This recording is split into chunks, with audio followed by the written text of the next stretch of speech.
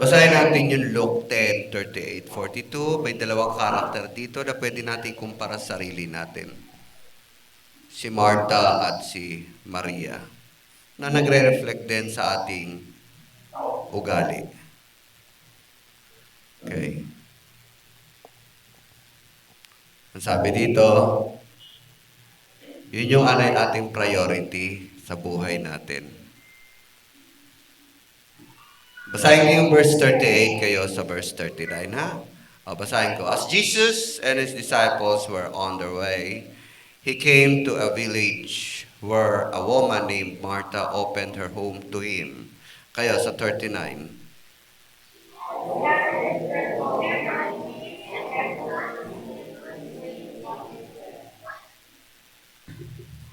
But Martha was distracted.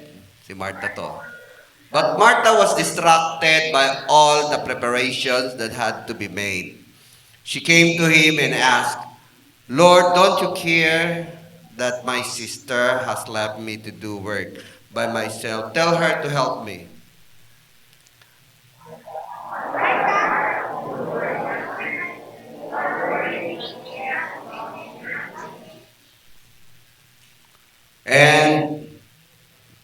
But only one thing is needed. Mary has chosen that is better, and it will not taken away from her. Okay.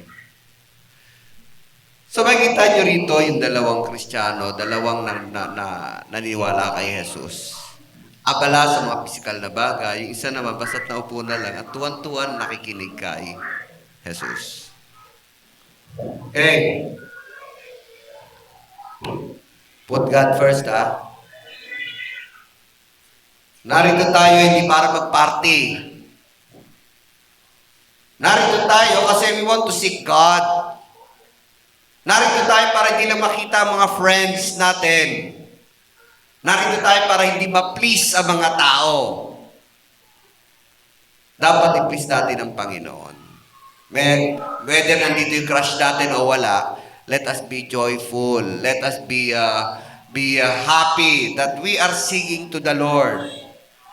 Kayo naman, naglabasa na kayo.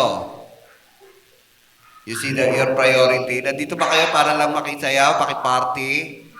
No. Nandito ba kayo para ma-please lang yung mga taong nandito? Hindi. Wala nang ibang dahilan kaya tayo nandito kundi ang Panginoon. Narito tayo para hindi maging showy. No? Paganda ng pagkanta, paganda ng pagsayaw, paganda ng pagsasalita. Paramihan ang followers. Narito tayo para isa lang talaga ang piniplease natin. Isa lang. Ang Panginoon. At piniplease natin ang Panginoon kasi alam natin, once He is pleased, ibibigay niya lahat ng ating pangangailangan. Siya talaga nagpiplease sa buhay natin. Siya talaga nagbibigay ng satisfaction sa kaluluwa.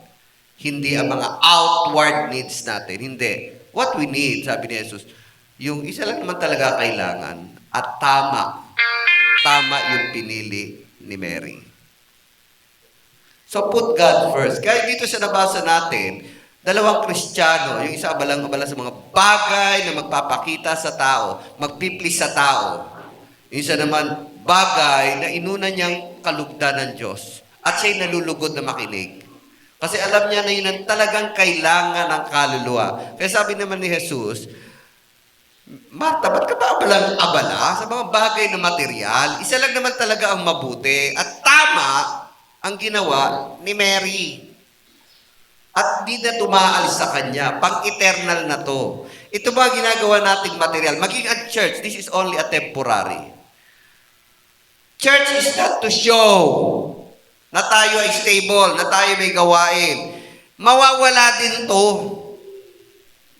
Kahit anong paganda ng church, mawawala rin yan. They are all temporary. Salamat nandito ng mga yun. Ayan. Let us show that we prioritize God. Sa ating aksyon, sa ating ugali, sa ating priority, sana ang pinagyayabang natin ay ang Diyos. Wala nang iba. Na-excited tayong makinig. Na-excited tayong umupo. Na excited tayong maghintay. Wala nang iba kundi ang Diyos talaga. And that is the background. Tama naman ang ginagawa ni Martha. Pero sabi ni Jesus, mas tama yung napili ni Mary. Tama na mag-serve sa mga tao. Tama na magpakita ng tao. Tama na ma-please sila. Pero mas tama yung ginawa ni Mary. Na ito hindi na maalis sa kanya. Meaning pang walang hanggan na to. Tama yung naghintay siya. Tama yung nakinig siya. Tama yung ipiniplease niya muna ang Panginoon kaysa yung mga bisita.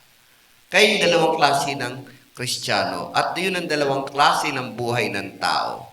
Sino ba piniplease nyo? Kayo ba yung man pleaser? Or God pleaser?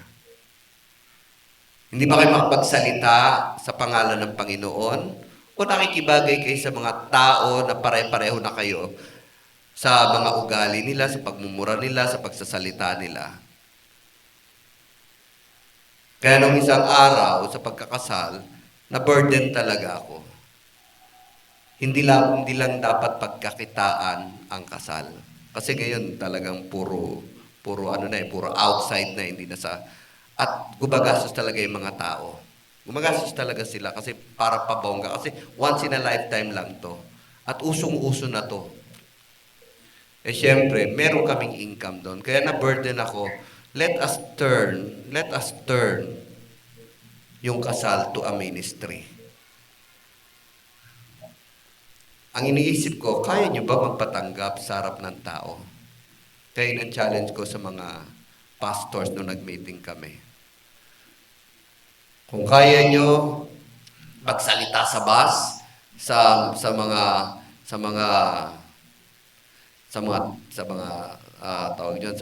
jeep, mas nakakahiya doon. Mas nakakahiya doon. At sa mga palengke, ako, hindi mo pagsasalita eh. Ito, susunod at susunod sa inyo. Pag hawak niyo microphone, all eyes sa inyo yan. Sana isingit natin ang salvation. Sana isingit natin ang salita ng Diyos. This is the last way God will share the Word of God sa kasal. Pero parang, nung una kasi parang ang hirap. Kaya lang, sino ang piniplease mo? The people na nag-hire sa'yo? O the God na nagbigay ng pagkakataon na to? Kaya nag-meeting ako, let us turn wedding into ministry. Kaya nang sinabi namin. Yun ang pinag-aralan namin. May pagkakataon silang makinig. Ganon din sa lahat ng bagay na ginagawa natin. Kaya niyo bang magsalita sa Panginoon sa inyong classmates? Sa inyong estudyante, mga teachers dyan, hello.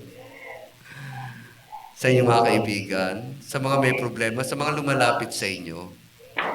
Imbis na sabihin mo, uy, walayan mo na yan. No? Yan ang trend ngayon eh. Huwag ganon. I-comfort mo siya at sabihin na merong Diyos na namamagitan. Yung ba sa bawat salita natin ay andyan ang Diyos. Sa bawat pag-comfort natin, nandyan ang Panginoon. Ipagmalaki natin ang Diyos sa buhay natin. Ipagmalaki natin ang Diyos sa ating pagsasalita.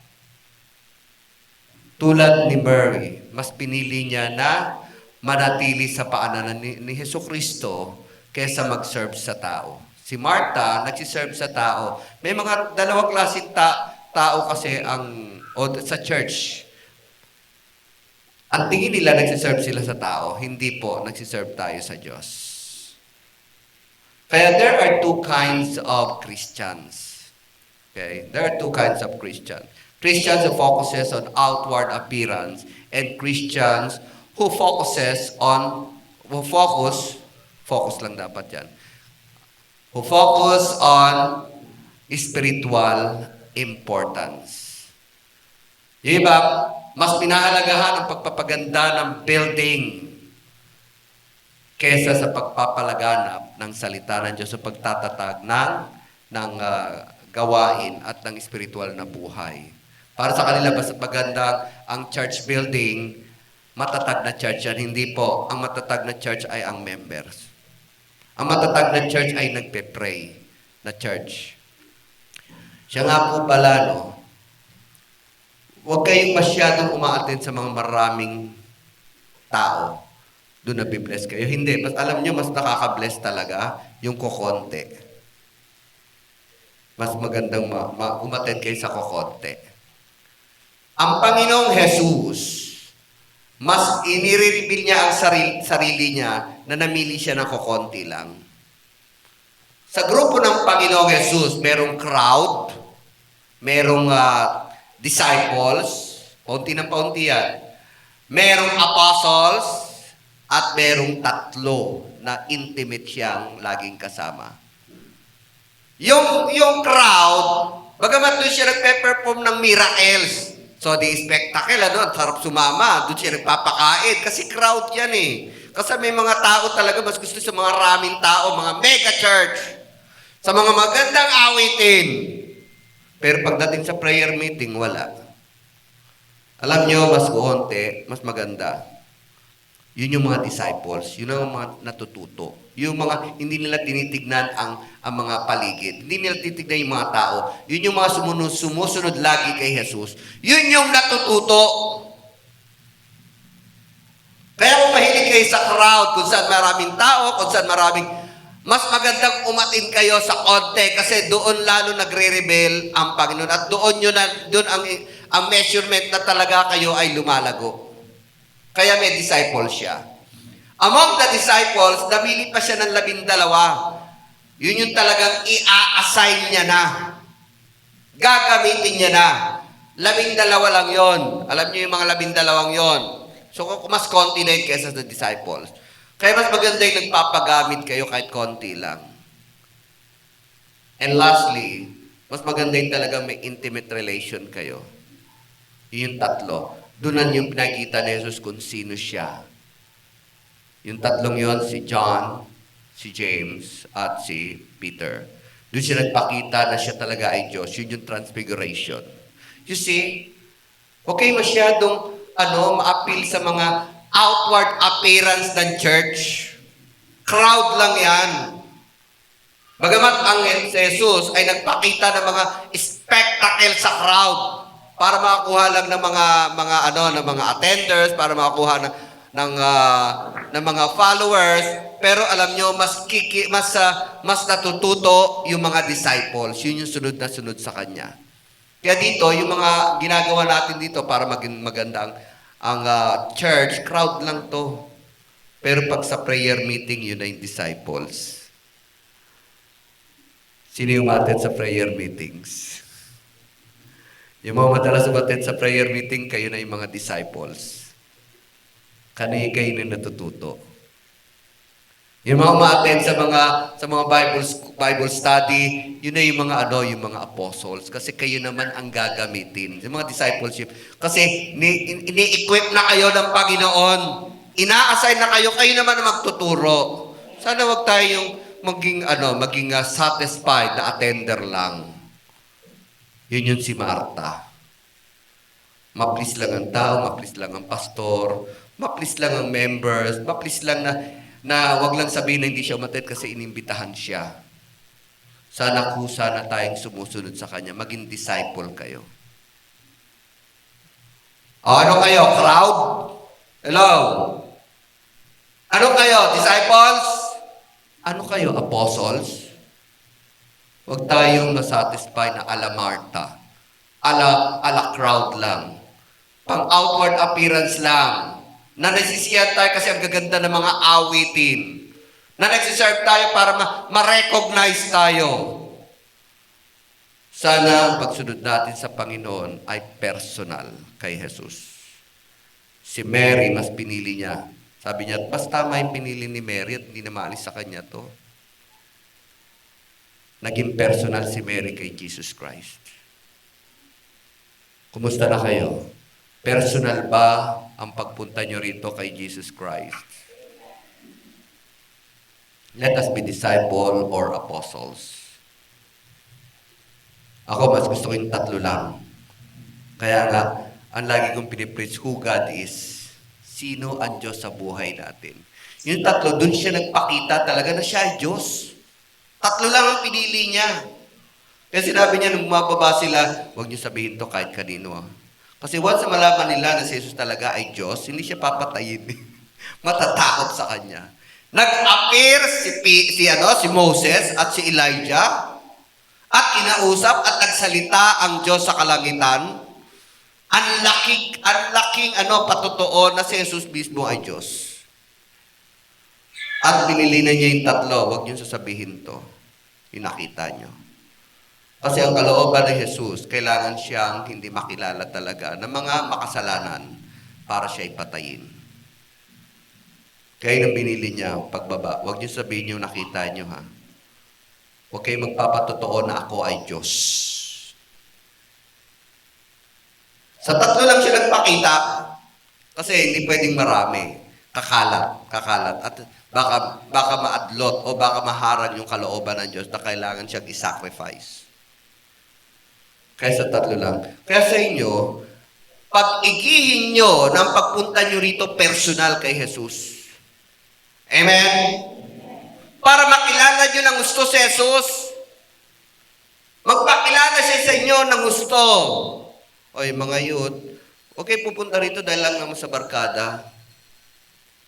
Pumunta lang dito para may kainan. Kaya nung nakita ko, lang ako nakita. Yung pala nagmerienda. Elijah? Kung hindi ka pa hindi ba sabihin na maligo ka na at magsisimba tayo? Nakatutok pa rin sa TV. Gawin yung personal. Pupunta ako kasi mahal ko ang Panginoong Jesus. Tulad ni Mary. Gusto ko makinig. Gusto kong maramdaman siya. Amen? Sana yung mga pagkakataon na hindi nyo alam nandito na pala kayo. Sana yung hindi na kayo namimili. Pupunta ba ako o hindi? Sana hindi huwag nyo niyang isipin kung nandun pa yung mga barkada ko, mga crush ko, yung mga kaibigan ko.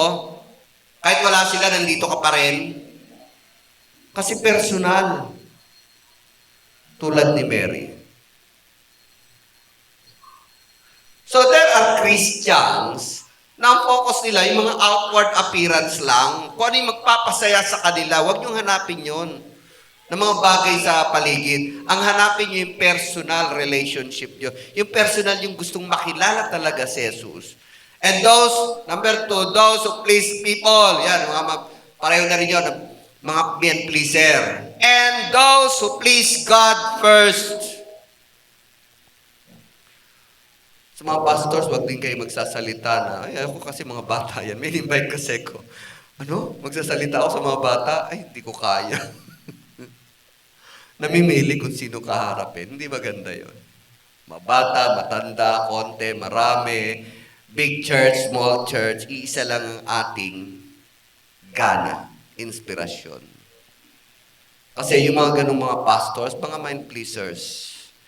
Yung mga ganong members na hindi mapa-attend dahil hindi aircon, men pleaser.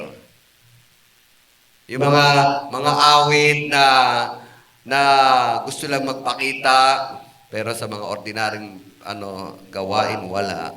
Men pleaser. Dapat, whether meron o wala, whether purihin ka o hindi, whether mapansin ka man, batiin ka man o hindi, iisa lang ang iyong way ng pagsiserve. Hindi ka namimili because you are God pleaser. Si Mary, hindi niya inintindi kung nagagalit na pala si Martha. Galit na pala. Basta tuwan-tuwa siya nakaharap kay Jesus. Si Martha naman, natataranta. No? Gusto niya ma-please kasi mga bisita. Gusto niya ma-please ang mga taong nagdatingan. Hindi naman sinabi ni Jesus na mali yung ginagawa niya. Kaya lang sinabi niya, mas tama yung napili ni Mary. Mas tama yun. At di mo na maalis sa kanya yan. And number 3, Christians who are showy and materialistic. And those who are contented with provision of God. Ngayon, may mga bagong turo na may delikado. No? Dapat daw, kapag ikaw anak ng Diyos, lahat ay maganda. Dapat ang kotse mo, Ferrari. Kasi sa Korea, yung pastor, mga Ferrari, mga high-end sa mga sasakyan. Dapat ang mga building magaganda. Hindi naman napo-focus doon, no? Materialistic. Dapat ang damit ng pastor, mga mamahalin, wag ukay-ukay. Dapat ikaw ay halimbawa ng biyaya at pagpapala ng Panginoon. Nagiging materialistic. Maganda naman, tama naman, pero may danger. Huwag tayong focus sa mga material na bagay. Kasi ang Diyos ay hindi lamang material, siya ay spiritual. Kung ano yung binigay, mas maganda ito. Contented with the provision of God. Kung bigyan ako ng Ferrari, praise God. O, di mabuti, pero hindi ko hahangarin yan. Kung bigyan ako ng magandang bahay, praise God, pero hindi ko hahangarin yan. Kung ano meron sa akin, kasisiyahan ko, darating at darating mo talagang kalooban ng Panginoon. Kung ako bigyan ng signature na damit, praise God, pasalamatan akong Panginoon, pero hindi ko hahangarin yan. Ang hinahangad ko, ano yung gusto ng Panginoon sa akin? Ano yung gusto sa akin ng Panginoon? Ano yung bagay sa akin? Ay yung para sa akin? Ay yung nakaka-bless sa akin? Na binigay ng Panginoon. Those who see ministry as a party and those who seek God in the ministry. There are two kinds of member. Ang tingin nila sa church ay party-party, bang masaya, no? Yung bang may party lagi, may kasiyahan, at itong iniwasan ko, yung barkadahan. Sa church, hindi dapat tayo nagbabarkadahan. Dapat talagang meron pa rin tayong yung banggalangan sa isa't isa. Bagamat maganda yung brotherhood, sisterhood yan eh. Pero dapat ang ating pinaka-intimate relationship ay ang Diyos pa rin. At hintayin natin kung kailan tayo magpa-party. Kailan tayo mag-outing. Meron tayong outing sa April. Hindi yung lagi na lang monthly meron tayong party. Kailangan monthly meron tayong mga gathering Depende sa kalooban ng Diyos. Depende. Hindi lagi-lagi yun ang focus na natin. Ang Panginoon talaga ang nagbibigay ng paraan. Kaya nga may tinatawag na spiritual wave. Binibigay niya ito, later on, hindi yun talagang kalooban niya. May iba-iba yan. Kaya, waiting upon God is the best way to plan. Kasi kayo gagawa ng plano niyo, sarili niyo lang. Maraming plano na akong ginawa noon, hindi naman nangyari. Kaya mas mabuting maghintay ka sa Panginoon. So, hindi tayo gagawa ng mga party-party para ma-attract lang. Ang tinitignan natin to seek the will of God, seeking God first in the ministry. Meron tayo sa sa April, anong petsa yon? 18. O yon. Kasama yun kasi water baptism. Sa mga hindi nakakala, meron kaming swimming. Hello. No, ano yun? Friday. Sama kayo. No? Kaya lang may bayad, syempre. 500 isang tao. O di, at least, bakasyon naman yun, sama kayo. And then, yung mga hindi pa nababaptize, pabaptize na kayo. Doon. Okay. Kasama na din yung pagkain. Ay, wala pa pala, no? Potluck pala, oo. Ano pala yung pagpasok lang pala? Entrance lang yon, swimming lang yon. Mahal na talaga swimming, no? Private resort yan, hindi public. Kaya sa mga hindi pa nakakaalam na meron tayong swimming sa 19, sama kayo. Ay, 18 pala, 18, sa Friday. At ito'y bakasyon. At welcome kayo na sumali. Diyan lang sa Diparo, malapit lang. Starting 6 o'clock, 7 o'clock kasi dapat nandun na tayo para hindi masayang ang oras. Hanggang 5 o'clock tayo ng hapon. O, minsan lang naman tayo mag-party-party, no?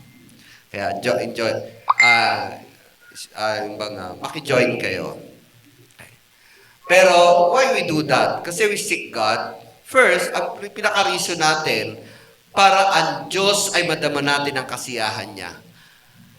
Water baptism first. And then, magkakaroon tayo, of course, ng enjoyment. Okay. So, your priority shows whom you really love. Sino ba ang pinaprioritize nyo sa church? Ang tao ba? Ang kaibigan nyo ba? O maging ang ministry ba?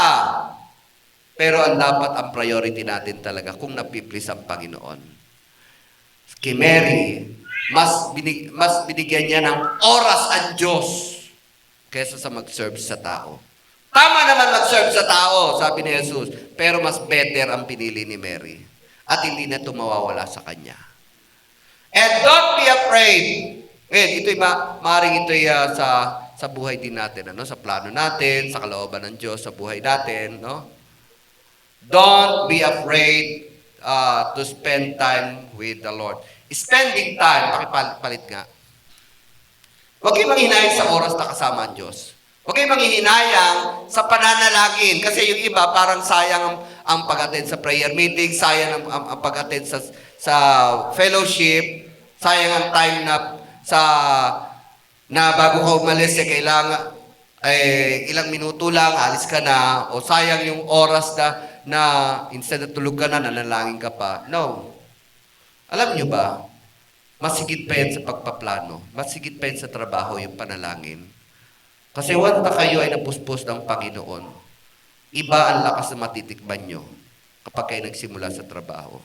Kapag kayo napuspos ng Panginoon, ang gaang lahat ng bagay. Kapag kayo babad sa panalangin, lahat ng mga bagay sa paligid nag-a-agree sa inyo. Kaya nga, spending time with the Lord is more fruitful. Huwag kayo manghihinayang. Huwag niyong panghinayangan, sana naglaban na lang ako. Sana nagluto na lang ako ng maaga. Spending time with the Lord is more fruitful. Kahit mag-spend kayo ng 30 minutes, half an hour, or isang buong araw, o 2 oras, hindi yan sayang. Alam niyo ba, nagdidil sa inyo ang Panginoon? Pinalalakas kayo ng Panginoon. Pinasisigla kayo ng Panginoon. Kasi ang kalakasan naman talaga, hindi man naman maano lang yung cells natin. Alam niyo ba, nagbibigay ng kalakasan sa atin, sa ating katawan, ay ang inyong espiritu. Kaya minsan parang ang lata-lata ng katawan natin, kasi kulang sa panalangin, kulang sa inspirasyon sa Diyos. Kaya may araw na parang ang pangit ng araw natin kasi kulang sa gabay ng Diyos. Kulang sa patnubay sa Panginoon. Kulang sa kasiyahan galing sa Panginoon. Kaya parang ang buhay nyo parang laging buwisit. Hindi kayo nag-spend ng time. Mas binalagan nyo ang mga trabaho na gagawin nyo. Mag-spend kayo ng time sa Panginoon.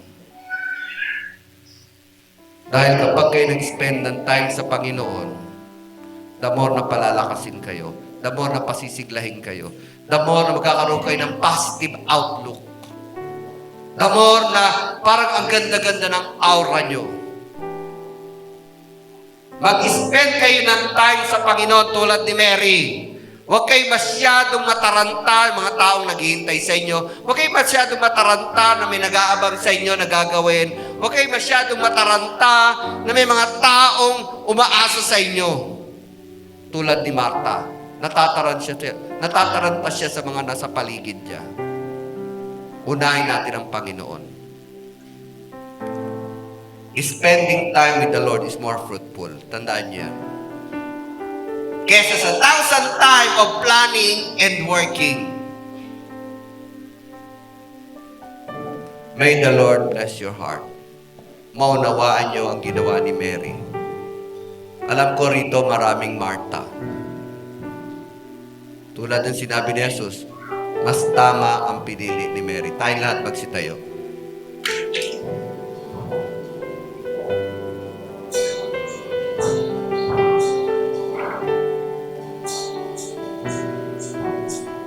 Huwag kayong manghihinayang sa oras na binibigay nyo sa Diyos. May kita nyo, kala nyo kulang yung oras nyo sa trabaho. May kita nyo na mas malaki pa palang oras na magagawa nyo kapag inuna nyo ang Diyos. Akala nyo hindi nyo na kaya dahil pagod na kayo. Pero kapag namahinga kayo sa Panginoon, lahat ng bagay ay magagawa nyo. Yes, God. Yes, Lord.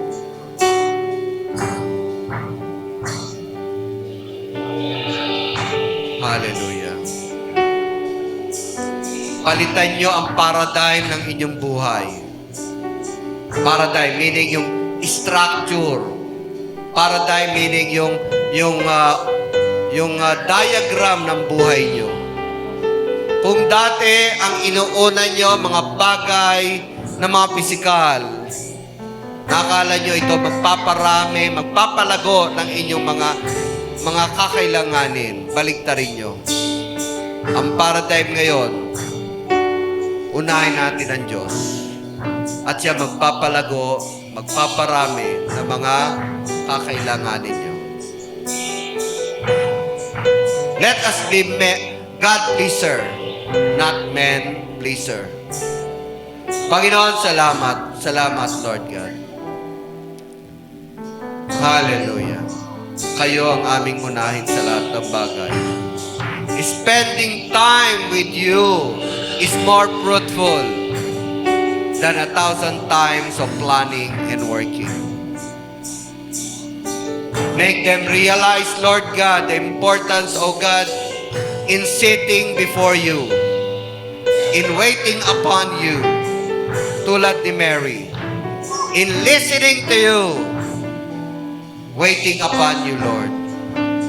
Kesa sa maraming preparasyon, kesa sa maraming plano, kesa sa maraming gawain. Ikaw ang magpapalago ng sa aming buhay, Panginoon.